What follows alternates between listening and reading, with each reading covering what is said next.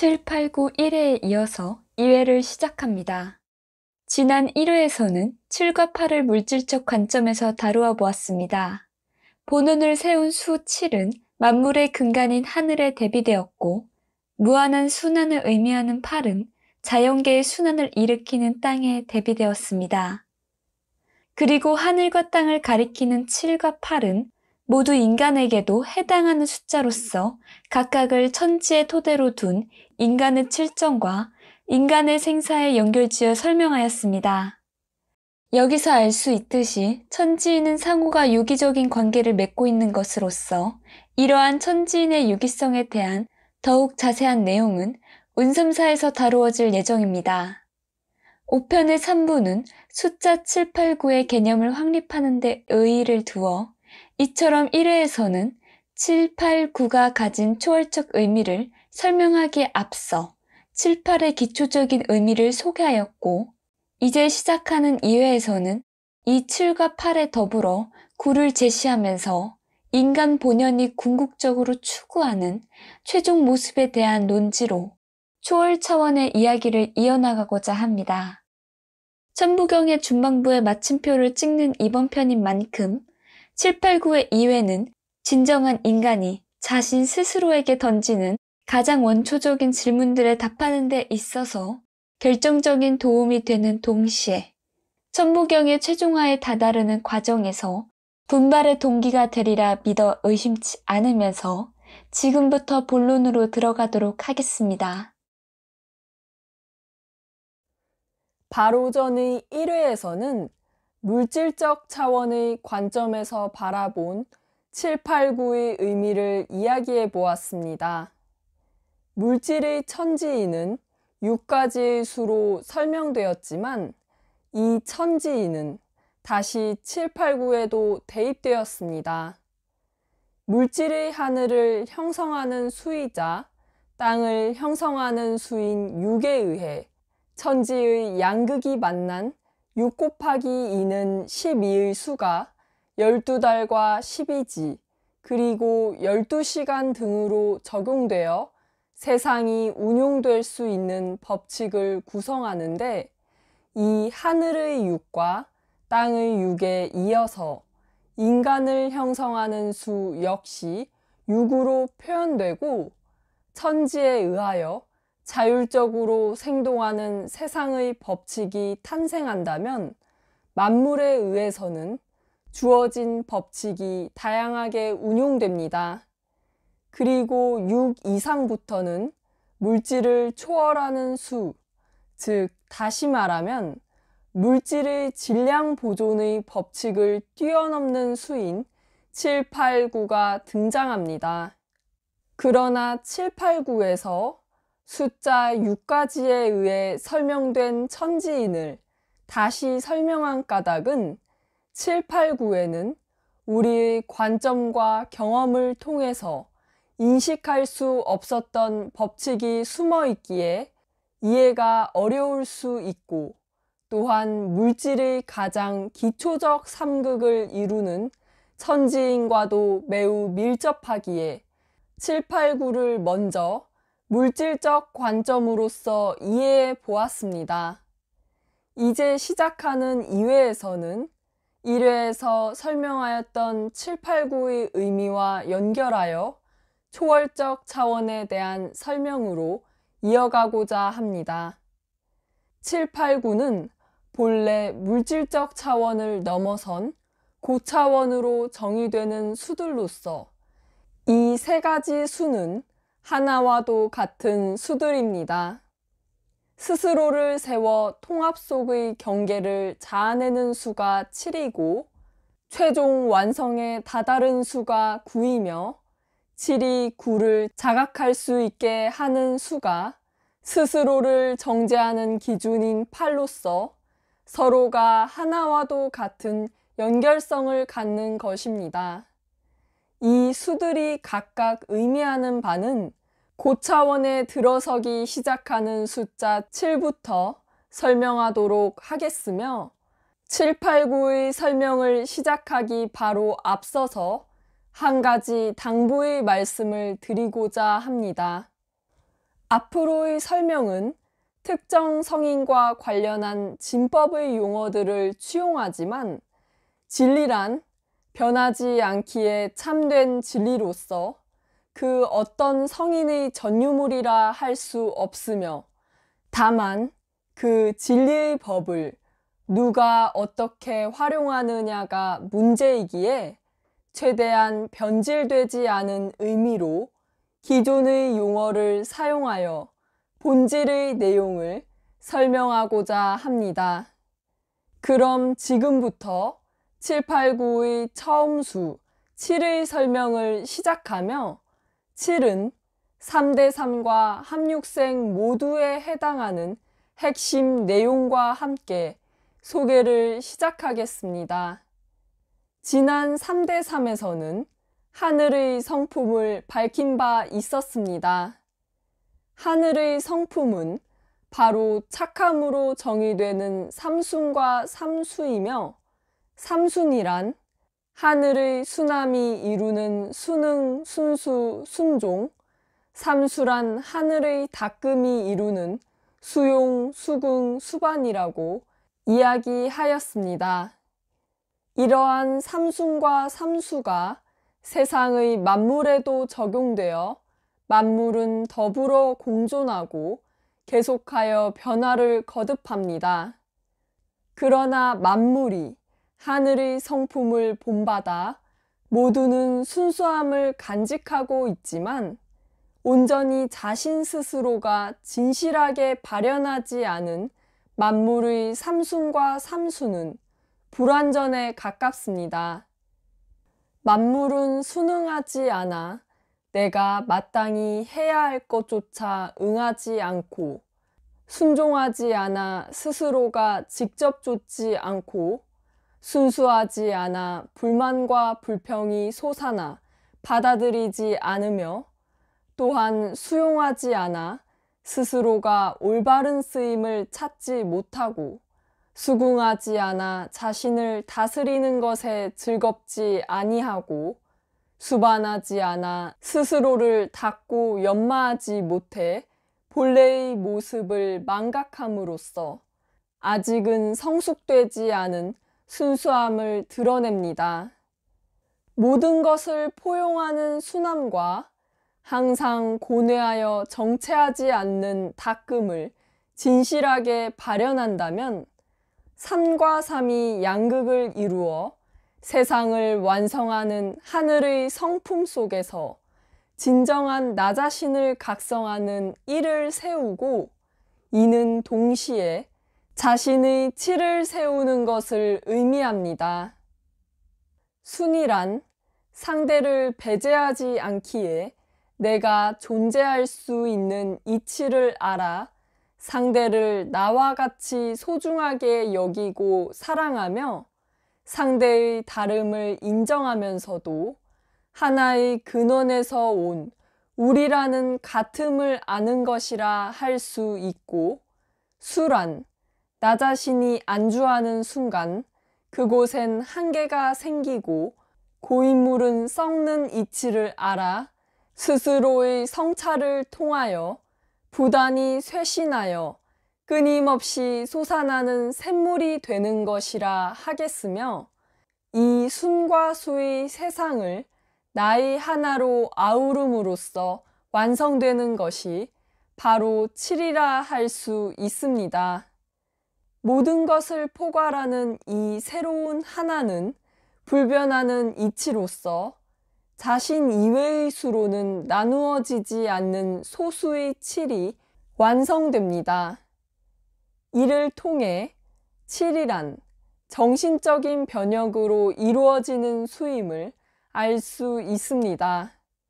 정신의 변혁은 신체적 변화와도 함께 나타나게 되는데 그 신체적 변화는 7차크라의 개방과 연관이 있습니다.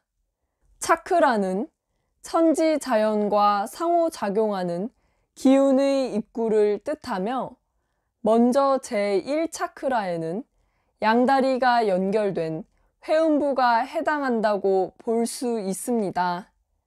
이 회음부는 신체 중 유일하게 앞뒤의 구분이 없는 곳으로 태초의 무에 비유할 수 있습니다.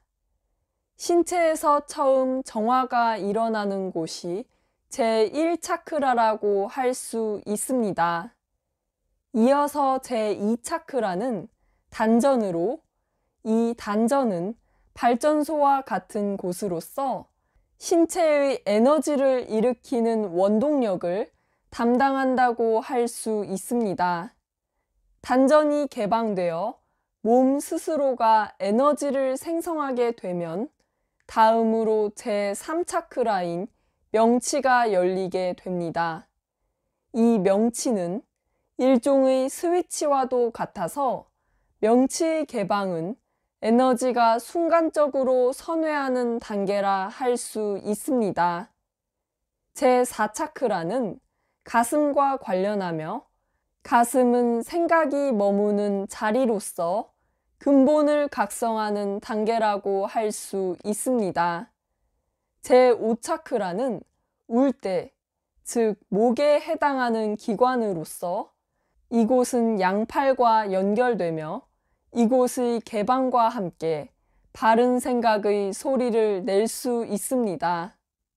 제6차크라는 바로 미간에 해당하여 미간은 곧 마음의 눈이라 하여 심안으로 불리는 곳으로 이제 참지식이 자리 잡게 되어 진리의 문이 열리기 시작하는 영역이라 할 수 있습니다. 마지막인 제7차크라는 머리의 백회이며 백회의 차크라가 열리면 천지와 맞닿게 되고 무불통신이 이루어집니다. 여기서의 무불통신이란 현대의 사람들이 곡해에서 받아들이는 귀신과 소통하는 의미가 아닌 이때부터는 참지혜가 곧 내가 되는 경지이며 참마음을 마주하는 단계로 소위 신이라 일컬을 수 있는 경지입니다. 그리고 제7차크라에 도달하여 신체의 앞쪽이 모두 개방되면 스스로에게서 일어나는 현상들이 천지와 통하여 무불통신이 이루어지면서 뒤쪽으로 길이 열리고 에너지의 흐름이 다시 회음으로 가는 회전을 하는데 이는 달하기가 지극히 어려운 경지입니다. 우리 민족의 대조선이 신정일치의 체제를 갖춘 이유 역시 당시에는 하늘과 직접 소통하는 무불통신이 가능하였기 때문이고 따라서 대조선은 단군이라 불리는 제사장에 의해 다스려진 것입니다. 특별히 한민족은 백회인 숨골의 구조가 다른 민족과 달라 신체적으로 제7차크라의 개방이 원활하고 이러한 신체적 특징은 천손 민족의 당위성을 뒷받침합니다. 7가지 차크라의 개방은 정신적 변화가 나타나면서 따라오는 것들로 또한 정신적 변화를 돕는 명상과도 관련이 있어 개방 순서에 따라 해당 신체 부위에 집중하여 명상하면 개방이 원활해집니다. 명상을 통하여 내 몸에서 일어나는 변화에 집중하고 마음을 바르게 가지며 세상에 대해 깊이 고찰하면서 차크라가 개방되고 성인들에게서 보이는 후광이란 것이 비치게 됩니다.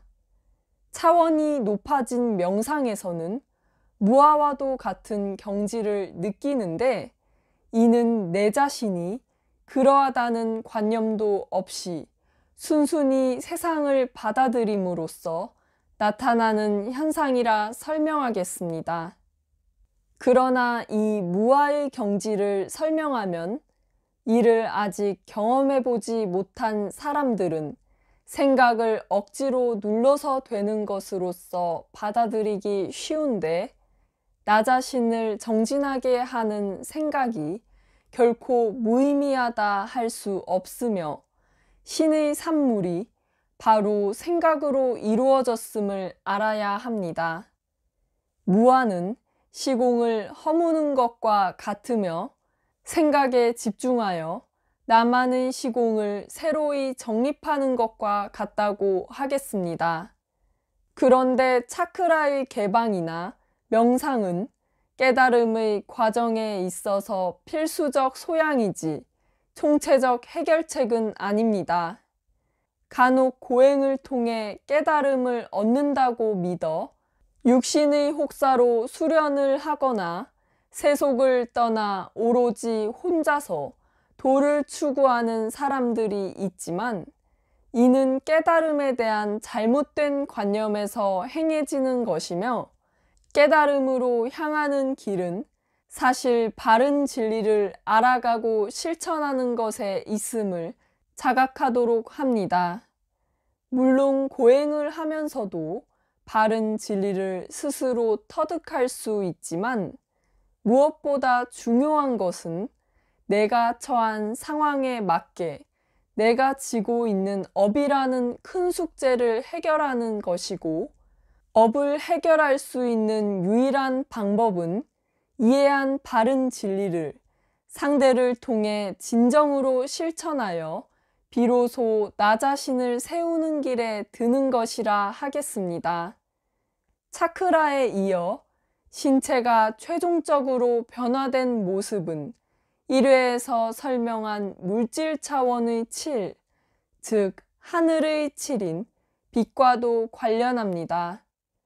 하늘이 가지는 고유의 빛이란 물질과 비물질의 정확한 경계로서 모든 만물을 아우를 수 있는 원초적 힘이고 곧 시공 그 자체와도 같은 것이 이 하늘의 고유한 빛이라 할 수 있습니다.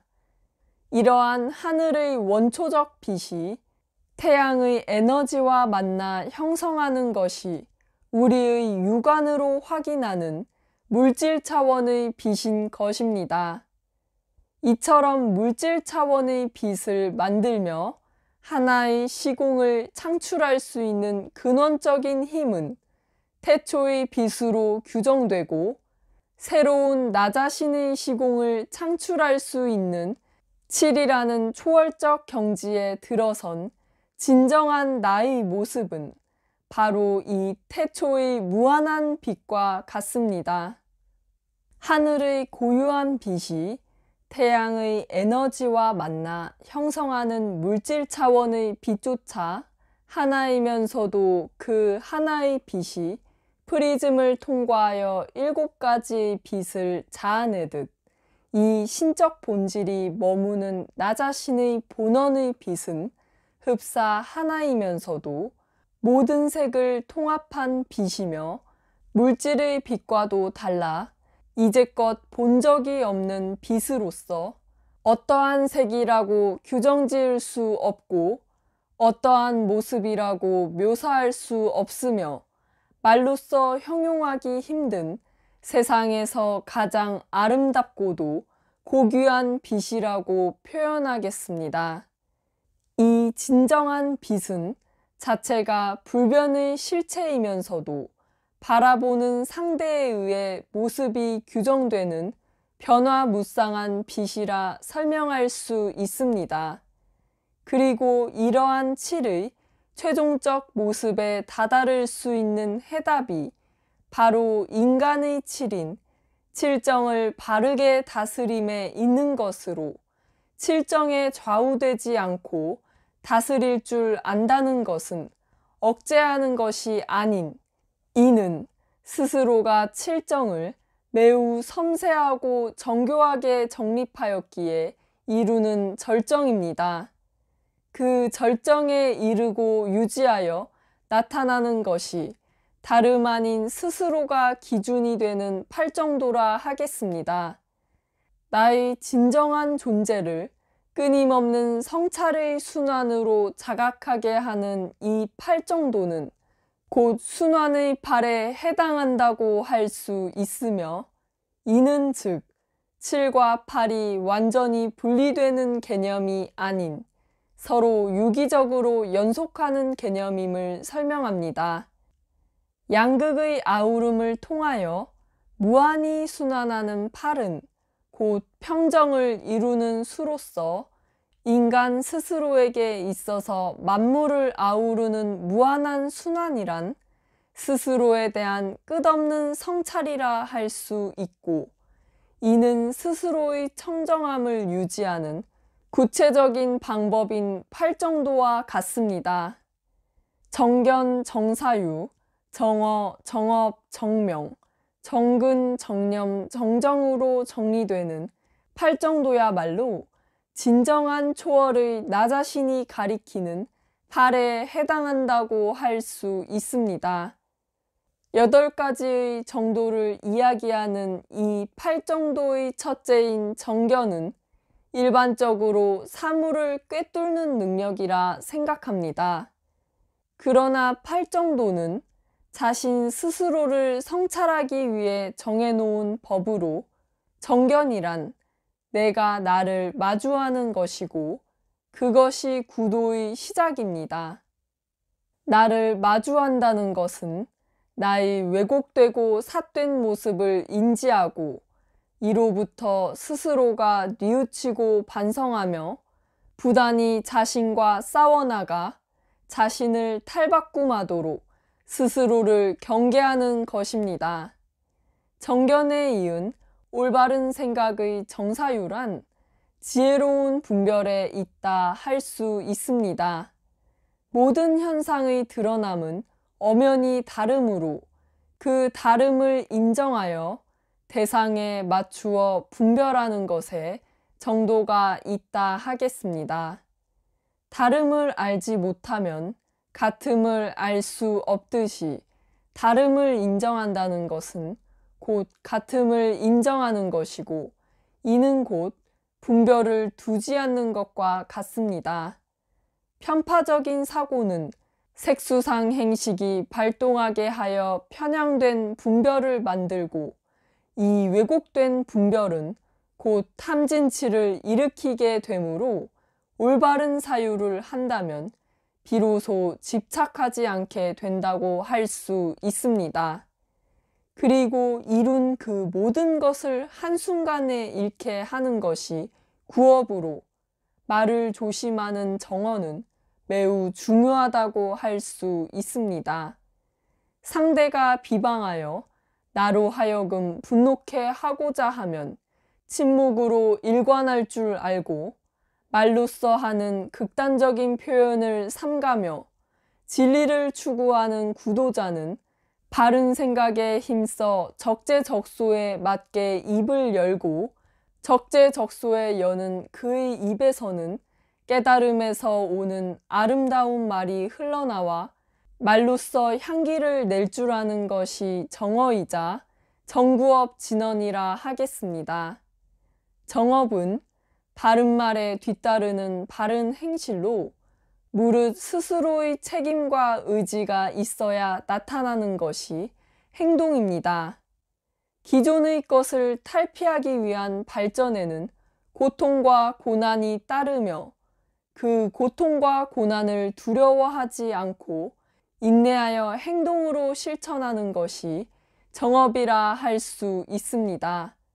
무엇보다 자신을 찾아가는 행위 속에서의 난관은 내 자신을 망각하여 짓는 업보의 갖은 괴로움으로부터 벗어나게 하는 방법이라는 점에서 더 이상 고통이 아닌 신이 주신 축복과도 같습니다. 올바르게 생활하는 정명은 일반적으로 정당하게 생계를 유지해 나가는 것이라고 설명합니다. 그것 역시 분명 맞는 말이지만 근본적인 정의는 하늘에 대한 경외심을 갖고 생활하는 것에 있다 할 수 있습니다. 하늘이 바로 내 마음에 존재하심을 자각하고 살아가며 나의 생각과 몸가짐을 내가 모를 수 없듯 하늘이 항상 지켜보고 있음을 알아 하늘을 두려워할 줄 아는 것이 정명이라 할 수 있습니다. 정근이자 정정지는 부지런히 진리를 추구하는 것으로 이 정근은 개안을 한 사람들에게 나타나며 의식하지 않아도 참지식과 참지혜로 부단히 탐구하는 것이라 할 수 있습니다. 그러나 중요한 점은 항상 절대자를 믿고 나를 믿으며 바른 진리를 알아가고자 노력하는 것 또한 이미 정근에 임한 것이라는 사실입니다. 올바르게 새기는 정념은 터득한 진리를 망각하지 않는 것이고, 진실되게 깨달아 한번 마음에 새긴 진리는 억겁의 윤회를 거쳐도 절대 망각할 수 없습니다. 바른 이치를 접할 수 있고 그 바른 이치를 들어서 이해하고 자신도 모르게 그 이치들을 행하는 것이 가능한 이유는 내 자신이 정념을 실천하고 있기 때문입니다. 마지막 정정은 올바르게 안정하는 것입니다. 마음 편하게 쉰다는 의미에서 안정한다는 것이 아닌 안정이란 모든 번뇌에서 해방된 고요함을 의미하고 스스로가 노력하는지 모르게 노력하는 경지이며 내 자신이 바로 섰기에 그 어느 것에도 치우치지 않고 혼란스럽지 않고 정명함으로 올바르게 안정된 정정이라 하겠습니다. 여기까지 자세히 설명한 팔정도는 기억하여 이행하는 것도 좋은 방법이 될 수 있지만 이 모든 것은 믿음, 신뢰, 사랑의 세 가지가 바탕이 된다면 무위이화로 행해집니다. 가장 첫째는 나의 근원이신 절대자를 믿고 그 절대자의 유전자를 가진 나를 믿는 것에서 시작한다고 할 수 있습니다. 이에 절대자에 대한 믿음을 바탕으로 깊은 신뢰를 느끼고 자신이 자신에게 의지할 줄 알며 여기서 자신에게 의지한다는 것이란 현실에 있는 나를 의지하는 것으로 착각하여 오만하고 방자해지는 것이 아닌 스스로가 현실적 자신에 빠지지 않도록 자중한다는 것을 알기에 의지하는 것을 뜻하고, 무엇보다 모든 것에 대하여 아무 조건도 아무 이유도 없는 무한한 기쁨으로 충만된 불변의 사랑을 한다면 그것이 바로 팔해탈이자 팔정도를 이룬 것과도 같습니다. 팔정도의 올바름이 없으면 스스로가 청정하더라도 외부에 의해 오염되기 쉬우며, 그렇기에 진실한 깨달음이란 독야청청이 아닌 팔정도를 완성하여 나에게 들어온 다른 외부적 요인까지 자연적으로 동화하여 정화시키는 것이라 하겠습니다. 이는 학식이나 학문 등 일방의 우위적 성향에 의한 것이 아닌 나의 존재 자체만으로도 감화시키는 것이라 이야기할 수 있는 것으로서 이 진정한 힘의 근원은 오직 사랑이라고밖에 표현할 수 없습니다. 나의 진실한 사랑으로 하여금 하나로 동화하는 상대를 통하여 스스로의 가치를 방증하는 것이 다름 아닌 진정한 대승법이라 하겠습니다. 완성된 스스로가 세워지는 7에서 8 정도와도 같은 숫자 8은 나 자신을 경계하는 기준이 되고, 이러한 중도가 자발적 순수로 행해지는 경지가 바로 최종적인 구의 경지라고 할 수 있습니다. 즉, 나 자신에 대한 끊임없는 자각이 무의식적으로 이루어지는 무의의 경지인 구가 바로 진정한 나, 참나와 만나는 경지이고 최종에 이르는 수입니다. 그러나 이 구의 경지는 설명을 해주어도 직접 경험하지 않으면 모르는 것이라 인간적 차원에서는 참나에 대한 의미를 잘못 이해할 수밖에 없습니다. 일반적으로는 참나를 깊숙한 내면에 자리 잡은 아트만, 즉 숨과 같이 정의 내립니다. 이러한 정의 역시 옳다고 할 수 있겠지만 이 말은 개인에게 자리 잡은 개별적 주체성으로 들리기 쉽습니다.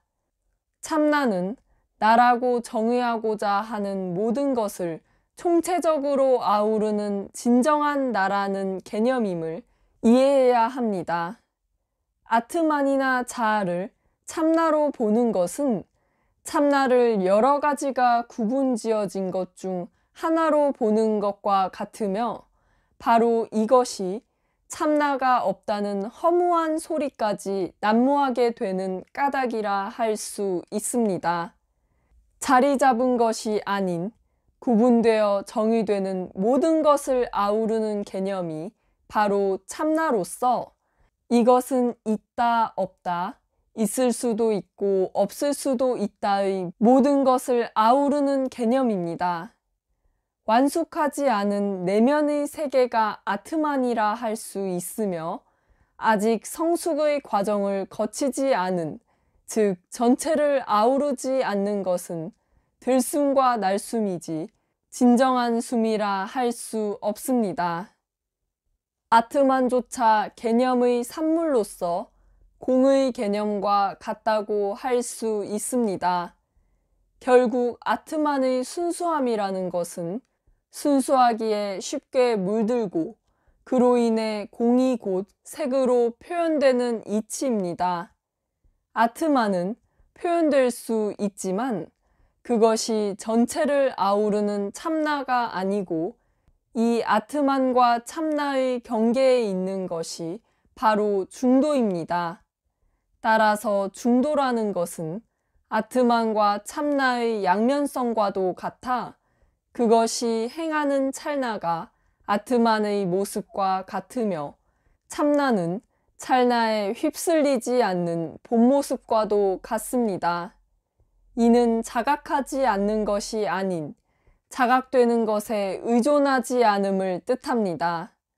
곧 아트만은 공이요 색이고 또한 수상행식이라고 보는 것이고 참나는 팔정도의 진정함이라고 보는 것입니다.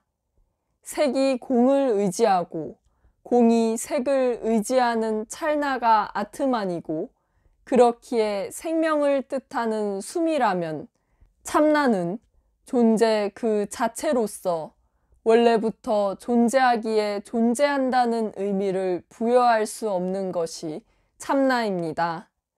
생명은 시공의 제약을 받지만 참나는 시공에 제약이 없으며 그러므로 참나는 신의 다른 모습이자 신이라 할 수 있고 곧 참나를 찾는 것은 모든 것의 시작인 절대자와 하나 되는 것이라 할 수 있습니다. 태초 절대자의 찰나는 당신 스스로에게 의지하시기에 우리가 겪는 찰나처럼 사라지지도 없어지지도 않으므로 절대자 자체가 과거, 현재, 미래이고 이와 같이 참나는 대상에 의지하지 않는 것에 있습니다. 생사의 억겁을 두루 유지하는 생명인 아트만, 곧 숨 이전에 이미 신이 있으며 바로 이 신과도 같은 참나는 모든 것의 시작입니다. 참나란 숨이 돌기 전에 그것이 있다 하기 전과 그것이 없다 하기 전인 것인데 이는 일반적으로 설명되는 마음이나 참나를 연관지어서는 절대 알 수 없는 까닭입니다. 무의이화와도 같은 참나는 무엇이 무엇을 어떻게 하는 기본적으로 정립된 혼돈이라 할 수 있지만 그러나 그 혼돈은 질서정연하게 나타나고 이 기본적 정립마저 필요의 당위에 의한 것으로서 스스로는 무엇에 의지하지 않아 혼돈스럽고도 자율적이면서도 바른 경계 질서를 갖추는 것이므로 실로 참나란 표현하기 힘든 묘함입니다. 신은 곧 묘함이며 비물질과 물질이 정교하게 복합된 빛으로 나타나시고, 그러나 그 빛은 시공에서 우리에게 보이고자 유지하시는 모습인 사실 무엇이라 표현할 수 없으나 그 무엇으로도 표현되시는 존재라 하겠습니다. 이 신을 의미하는 참나가 바로 진정한 마음인 참마음과 같은 말로써 참마음은 만들어지는 법이 없는 것이며 그 무엇에도 걸림이 없고 물질의 마음과 같이 생각의 관념으로 느껴지는 것이 아니라 하겠습니다. 진실한 참마음은 볼 수도 없고 느낄 수도 없고 상상할 수 없으며 원래의 내가 드러낸 청정한 자리일 뿐 이원화되지도 다원화되지도 않는 것입니다. 신성한 일원화된 합일만이 존재할 뿐이기에 팔정도로 스스로를 경계하여 중도로서 완성하는 까닭입니다. 모든 것은 따로 존재하는 것이 아닌 경계가 있으나 그 경계라는 것 역시 어느 공간 안에 같이 공존해야 생기는 것으로 경계가 아님을 알며 무엇보다 참마음은 이미 진리로 가득 차 요동하지 아니하므로 진실로 깨달음에 닿는다는 것은 청정하기에 청정하다 느낄 수 없는 진실로 조용한 청정함이 아니라 할 수 없습니다. 깨달음은 절대 인지하는 것이 아닌 도둑과도 같이 찾아오고 그 도둑과 같은 깨달음이 나에게 들어오기 위해서는 스스로에게 세상에 둘도 없는 보석이 있어야 하는 것입니다. 이 모든 참나에 대한 설명은 한마디로 진공묘유와도 같으며 꽃이 피듯 활짝 피는 것으로 구름이 끼면 비가 오고 햇살이 비추면 곡식이 있고 새벽이 오면 이슬이 맺히는 이치입니다. 곧 변하지도 않고 나누어지지도 않는 나의 고유한 0.0000일이 이 참마음이고 0.0001일이 0.99의 통합을 이루어 완성된 1.0을 만드는 것이 구의 경지인 것입니다. 구란 새로운 시작의 십과도 같고 내가 마지막에 쌓임으로써 무한한 시방세계를 만들어내므로 이것이 바로 적십거의 진정한 의미입니다. 스스로가 시공을 창출하고 시공을 넘나드는 시공의 자유, 입자에 갇히는 것이 아닌 입자를 만들므로 육체적 자유를 가지는 입자의 자유, 파동이 입자에 의존하지 않아 파동만으로 존재를 표현할 수 있는 파동의 자유, 스스로가 기운 자체이기에 기운을 얻기 위하여 탐하지 않아도 되는 기운의 자유, 계속된 힘을 생성함으로 근원적인 힘의 동력을 일으키는 전기의 자유, 이 근원적 힘은 항상 유지되면서도 그 영향력이 전달될 수 있는 능력에 제한이 없는 자기의 자유, 물질의 윤회에서 탈피하여 생사의 반복이 없는 생사의 자유, 자체가 크기를 헤아릴 수 없는 모든 지식의 보고와도 같은 지식의 자유, 스스로가 그 무엇보다도 아름답고 고귀한 깊이를 지닌 무한한 지혜의 산실로서 지혜의 자유를 이루는 구의 모습은 천지인의 가장 기본을 완성한 모습입니다. 곧 천지인 세계의 삼극이 모여 나타내는 구의 시공이 무이고 이 무에 의하여 영기적인 전체가 이루어지며 서로는 불가분의 인과관계로 이루어집니다.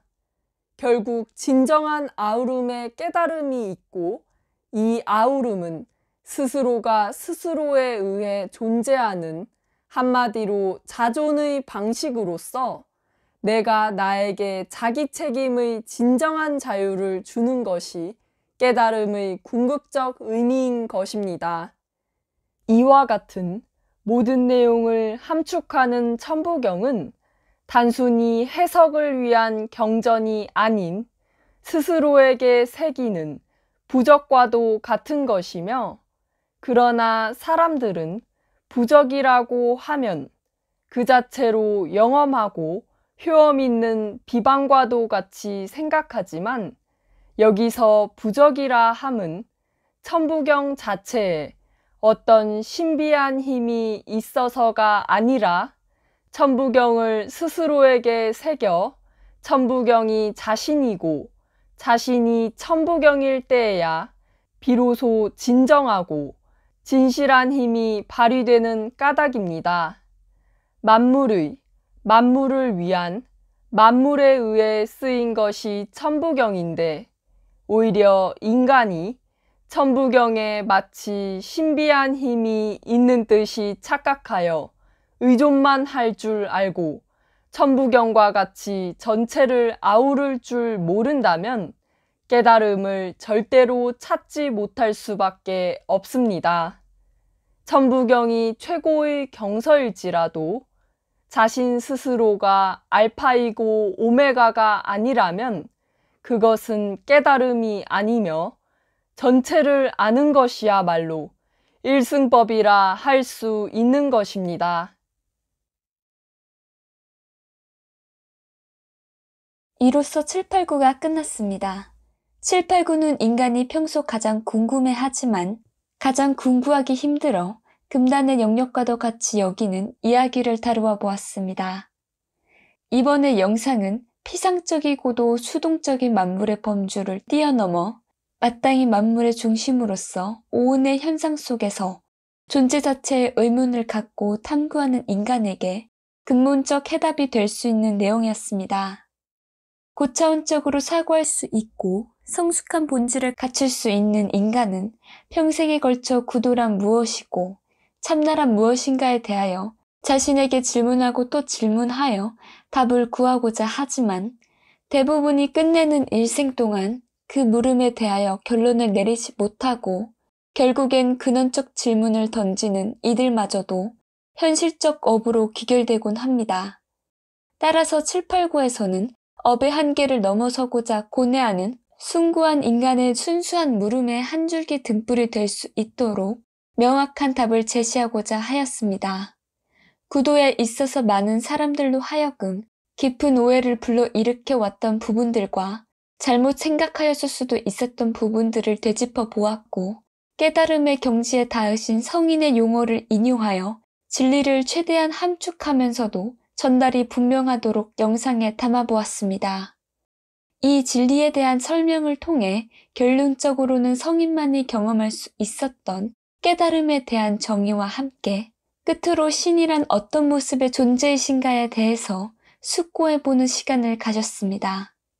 7, 8, 9는 곧 여태까지 이야기했던 천부경의 내용들을 총망라하여 한 차례 결론을 짓는 이야기를 할 수 있습니다. 이에 따라 이번 편을 천부경의 최후적 결론으로 간주할 수도 있지만 이는 후반부로 가는 전환점임을 알리는 바이며 7, 8, 9의 다음으로 소개되는 운삼사는 답으로서 먼저 제시된 5편의 3대3 합육생 7, 8, 9의 구체적인 원리를 다루어 나갈 예정입니다. 다음 6편으로 찾아올 운삼사는 마찬가지로 쉽게 풀이하도록 노력함에도 불구하고 이전의 영상들에 비해 심층적이고도 어려운 논리를 전개하여 어떻게 보면 대중적 흥미와는 거리가 먼, 몸이 건조하게 느낄 수 있는 부분입니다. 그러나 그러한 만큼 세상의 법칙이 돌아가는 전체적인 이치를 알 수 있는 글이며 운삼사가 펼치는 논리에 대해 깊게 고찰한다면 오히려 신선한 충격을 얻을 수 있을 것이라는 사실을 미리 여러분께 비추면서 마치도록 하겠습니다.